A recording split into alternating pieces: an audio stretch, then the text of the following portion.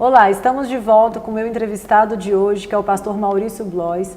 Maurício, a gente conversou um pouco da sua infância, da dificuldade que você passou, e você veio para Brasília, né, através do seu irmão. E com quantos anos você mudou para Brasília, de fato? Com quantos anos você veio para cá? Aos 14 anos. Aos 14 anos. Aos 14 anos. E aos 14 anos você ainda não sabia ler e escrever, né? Eu não sabia nem ler e nem escrever, porque eu tinha que trabalhar. Tinha que trabalhar muito novo. E os colégios que tinha no Maranhão não era assim perto, não tinha ônibus. Você tinha de cavalo, a pé, de barco. Então foi muito difícil. Mas mesmo assim eu consegui estudar até a quarta série. Por incrível que pareça, consegui ainda. Mas não teve como dar continuidade. Eu tive essa dificuldade nos estudos. Pode falar a verdade, se me permitir? Claro. O que mais me fez desistir de estudar, por incrível que pareça, não foi a distância. Eu preciso falar isso. Porque muitos não sabem essa verdade. O que me fez desistir de sair dentro de uma sala de aula, não é porque eu tinha andado de barco e de cavalo, vinha a pé. O que fez eu desistir de uma sala de aula é porque, às vezes, a professora perguntava assim, Dia dos Pais, quadrilha, na roça tem essas coisas, aqui também tem, né? E a professora perguntava, Maurício, amanhã vai ter reunião dos pais, tá? Fala pro seu pai e a sua mãe vir. E você não tinha? Mas eu mentia, tá? Eu falo. E todo mundo levava a sua mãe. Seu pai. Quem que ia levando ali? E isso te feriu tanto ao ponto de você desistir de estudar? Com certeza. Então, não tinha ninguém. Por você, né? Não tinha ninguém por mim. Você tinha esse sentimento, assim, de que talvez tudo que acontecesse, né, era a ausência do seu pai, que na verdade era algo muito... É algo muito forte para uma criança, né? Não ter um pai. O pai significa proteção, o pai significa amor, carinho, cuidado. E você não sentiu isso, né? Você não teve isso. E tudo isso acabou que te desmotivou até você a estudar, Você pensava assim, para que eu vou estudar? Eu te garanto, no dia que aconteceu isso, foi uma coisa atrás da outra. A professora perguntou, cadê a sua mãe, cadê o seu pai? Vai ter reunião. E no outro dia aconteceu isso. Aí você falou. Aquele dia eu falei, a partir de hoje, não quero mais saber de colégio. Maurício, o seu emprego em Brasília, na verdade, o seu primeiro emprego em Brasília, foi por uma troca que você pediu. Você não tinha onde morar e aí você fez uma troca. Falou, deixa eu trabalhar aqui que eu preciso morar em algum lugar. E foi numa academia, né? Exatamente. Foi daí que começou a sua profissão. Foi daí que começou. Como é que foi essa história? Passando por uma academia, eu ouvi o dono da academia, limpando a academia, ajeitando o tapete na academia. Eu perguntei para ele, você não precisa de alguém para trabalhar não, para limpar a academia, fazer alguma coisa? Ele falou assim, não preciso não. Eu falei para ele, não, você não precisa me pagar não, eu só preciso de um lugar para morar. Se você me der um lugar para morar, eu vou trabalhar na sua academia. Essa pessoa foi tão maravilhosa, agradeço muito a ele. Ele falou, não, tá, vem cá, vamos conversar. Ele me conversou, me deu emprego, pagou um saláriozinho para mim. Então, acreditou em você, foi a primeira pessoa que acreditou em você e acreditou em mim, exatamente, a primeira pessoa que me deu a oportunidade. Comecei a cuidar da academia, zelar da academia e queira que não, tinha um lugar para morar. Claro, e aí você aprendeu sobre educação física naquele lugar. Isso foi interessante porque quando eu estava trabalhando, limpando o chão da academia, eu vi os professores dando aula, né, ajudando os alunos. Aí começou a passar aquele negócio na minha cabeça. Comecei a sonhar, caiu no meu coração assim, será que um dia eu posso? Você começou a gostar daquilo? Comecei a gostar. Será que um dia eu posso ser um professor desse? Um professor desses aí? E aconteceu o quê? Comecei a perguntar aos professores, por que 3 séries de 15 e não 3 séries de 10? Por que isso, por que aquilo? Foi interessante que todo mundo na academia gostava de mim. Aí começaram a te dar uma... Começaram a me ensinar, me ensinar. E aconteceu o quê? Deus estava comigo, eu entendia tudo, por incrível que pareça. Parece que eu tinha nascido para aquilo. Entendi. Teve um dia que faltou um professor, precisou de alguém lá, dei só uma aula só. E foi um sucesso danado, todo mundo gostou de mim. E assim comecei. Aí você, na verdade, deram uma outra oportunidade. Deram outra oportunidade. E você pôde mostrar quem você era. Exatamente. O conhecimento que você adquiriu, né? E aí você começou a tomar novos rumos. Foi. Depois desse seu emprego, né? Sim. E aí você acabou se envolvendo com anabolizantes, acabou se envolvendo também com outras pessoas erradas nesse ramo. Sim, sim. E aí você se tornou porteiro de uma faculdade. Foi. Por quê? Porque quando está na academia, você não pode exercer uma função se você não é formado. É. Então eu dei aula por um período. Comecei a me envolver com anabolizante, é muito importante deixar isso bem claro. Eu com 17 anos, 16 anos, eu já era de competição, de fisiculturismo. Eu competia, eu era de rinha. O negócio era cultuar o corpo, eu participava de campeonatos. Então eu comecei a tomar muito anabolizante. Sempre tem uma coisa que puxa você para um lado, né? Você começa a pegar um caminho certo. Só que eu quase andei pertinho de morrer. Por que depois eu descobri por que eu tomava anabolizante. Por quê? Porque lá no Nordeste, era aquele garotinho magro, fraco, Aí aqui você sozinho, começou a se sentir empoderado, né? entendendo? Então, Podendo eu não era mais ser. o Mauricinar, né? Eu era conhecido como Maurição. Entendi. Então, eu comecei a me envolver. Então, queira que não podia exercer mais a função. Tinha pegado outro caminho errado. Fui para onde?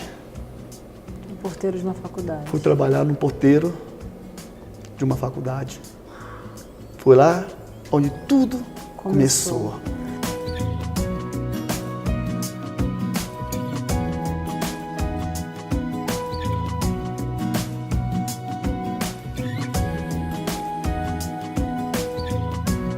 E foi lá que alguém falou de Jesus para você pela primeira vez. E aí você conheceu a Deus e sua vida mudou por completo. Exatamente. E hoje quem falou de Jesus para você também é um pastor da Sara, né? Uma pessoa que caminha junto com você. E como é que foi o processo da sua conversão? Isso. Primeiro, como trabalho na portaria, as pessoas tinham que passar pela portaria. Eu era obrigado a falar o quê? Boa noite, bom dia, bom dia. Mas um dia, boa noite da vida, de um líder da Sara, nossa terra, esse boa noite mudou a minha vida. Ele passou, falou, boa noite. Eu falei, boa noite. Estou lá na portaria, no intervalo, na faculdade, essa mesma pessoa que deu boa noite para mim, como é que o boa noite pode mudar a vida das pessoas, né? No intervalo da faculdade, ele foi até a portaria. Falou, boa noite, eu falei, boa noite. Começou. Falar de Jesus para mim. E essa pessoa mudou minha vida. Eu faço questão de citar o nome dessa pessoa. E Darlan, um pastor hoje, da Sara Nossa Terra. Naquele tempo nem pastor ele era. Deixa isso bem claro. Era apenas um líder. Mas uma pessoa que fez uma diferença na minha vida. E queria dizer para todos que estão nos assistindo hoje que você se tornou um pastor, você se converteu e você não sabia ler e escrever. Eu não sabia ler e escrever. E como é que foi isso? Como é que você aprendeu e teve a coragem de dizer, olha, eu preciso de ajuda para poder ler a Bíblia, para poder estudar? Como é que foi? Eu fui por revisão de vida. Esse livro me levou por revisão de vida. Voltei cheio de Deus, cheio de força. E quando eu entrei na revisão de vida, o meu líder Darlan, ele falou assim para mim, ô Maurício, eu acho que você está na hora de você crescer agora, entendendo? Você está na hora de você abrir sua célula, entendeu? Cuidar de outras pessoas. Eu falei, não tem como. Não tenho condições. Não tenho condição de cuidar de ninguém, não. Primeiro, na realidade, é porque eu não sabia ler. Você tinha muita vergonha. Eu tinha muita vergonha, eu não sabia ler. Essa é a realidade, eu não sabia ler. Hoje eu sou formado, hoje eu sou personal trainer, você já foi minha aluna, né? Hoje a minha realidade, mas naquele tempo não era isso, na realidade. E como é que você aprendeu a ler e escrever e entrou na faculdade, conseguiu concluir o curso que você sonhava quando você foi o zelador de uma academia, né? E você vestiu o uniforme e falava, um dia eu vou me tornar. E você se tornou quem você gostaria. Como é que foi para você isso? Assim? Como é que entrou a alfabetização na sua vida? Foi muito interessante. Quando eu cheguei da revisão de vida, eu tinha ido para o Instituto de Vencedores. Como é que é as coisas? Só que o Instituto de Vencedor na minha época, há uns 11 anos atrás aí, era sábado ou domingo de manhã, né? Então, ou seja, eu trabalhava nessa portaria, nessa faculdade, eu nunca precisei trabalhar, aliás, aos finais de semana. Mas no dia que eu voltei do Revisão de Vida, que eu decidi entrar no Instituto de Vencedores para aprender a ler a Bíblia, ler a Palavra de Deus, aprender mais, por incrível que pareça, na mesma semana, teve uma reunião na empresa que o meu horário ia ser trocado, que eu ia trabalhar os domingos. Nossa. Ia folgar um dia na semana, mas que não seria o domingo. E era o único dia que eu podia o quê? Que você tinha que ir para o Instituto de Vencedores. Sábado trabalhava o dia todo, não tinha como. Nossa. Eu tinha que fazer uma decisão. Eu fiquei pensando assim, meu Deus do céu. Eu tenho que conhecer a palavra. Eu preciso conhecer a palavra. Eu falei, mas Deus, mas como é que eu posso fazer uma troca dessa? Quando eu falei com o meu chefe, falou assim, ó, então não tem como mais você ficar aqui na empresa mais. Eu pensei, como é que eu vou me alimentar? Quem vai pagar meu aluguel? Eu tomei uma decisão. Era tudo ou nada. Naquele dia foi tudo. Você falou, então tá bom. Tá bom. Fui para o Instituto de Vencedor. Você sabia que tinha umas provas no Instituto de Vencedores que tinha que ser escrita? Chamei o professor na sala, falei, ó, tenho dificuldade de escrever. E tem como eu fazer essa prova de outro jeito? Ele falou, o professor foi tão maravilhoso, falou assim para mim, tem sim, você pode fazer ela oral. Eu falei, ó, uma coisa eu sei, nem que eu faça a prova oral. Mas eu vou fazer. Eu vou ser um vencedor. E hoje você não só lê, você hoje dá aula para pessoas, né? Você ensina pessoas. Deus é bom. E pessoas que às vezes têm uma...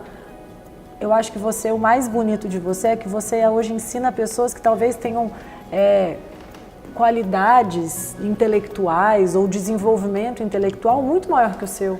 Isso é mas verdade. Não conhecem Deus como você, mas não são esse vencedor de fato como você, porque você venceu a vida, na verdade. Então eu queria assim que você compartilhasse com o pessoal que está em casa hoje. Se alguém que está em casa, que tem algum sonho, que tem uma vontade e que muitas vezes tem um medo que paralisa ela, ou que ela muitas vezes tem vergonha de dizer o que impede ela de vencer ou de se envolver mais na igreja, ou simplesmente uma pessoa que não tem coragem de fazer uma mudança como você teve, de abrir mão de tudo que você viveu no Maranhão e falar, eu quero uma vida nova, eu preciso de uma vida nova. Queria que você deixasse um recado para essas pessoas que estão nos assistindo agora. O recado que eu quero deixar para essas pessoas é, não adianta você ter um sonho se você não tem Deus. Porque sonho sem Deus se torna um pesadelo. Mas se você tem um sonho, luta por ele. Luta, acredita mesmo. Você pode. Hoje eu quero falar para você, por incrível que pareça. Você tem sua casa. Tenho minha casa, tenho minha esposa, meus filhos, tenho meu cachorro e tenho o maior de todos os sonhos. Eu tenho a minha igreja. Eu queria, em primeiro lugar, agradecer você, Maurício, por estar aqui hoje, por ter compartilhado a sua história. Queria te agradecer sua presença aqui no Vida em Conexão. Dizer para você que está em casa, que você reflita sobre a história do Maurício, que você escute essa história e comece a falar assim, Deus, eu preciso também de ter essa coragem, muitas vezes de ter a coragem de mudar alguma coisa, ou simplesmente ter a coragem de, como ele falou, de sonhar. Às vezes a gente reclama da vida, reclama das coisas, mas você nem sabe o que você quer, na verdade, né? Mesmo que seja um balão, né? Um balão. Mas você tem que pedir esse balão. Eu queria agradecer muito a sua presença e nós nos vemos semana que vem.